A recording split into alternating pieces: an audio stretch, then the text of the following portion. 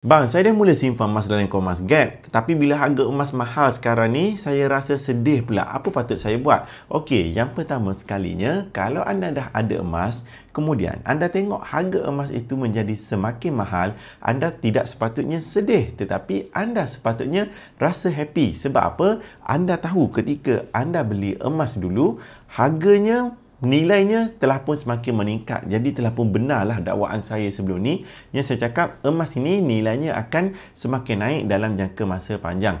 Dan yang kedua ialah anda patut rasa menyesal. Sebab apa? Tak beli dengan lebih banyak dulu semasa saya suggest untuk tukarkan simpanan anda menjadi emas. Itulah apa yang berlaku kepada rata-rata penyimpan emas. Pertama, dia rasa menyesal dan yang kedua, dia rasa happy. Tetapi sebenarnya penyimpan emas yang berilmu, dia akan sentiasa happy. Harga naik dia happy, harga turun pun dia happy. Orang yang simpan emas dengan ilmu, harga naik dia happy sebab apa? Dia tahu aset dia akan menjadi semakin mahal dan juga semakin bernilai.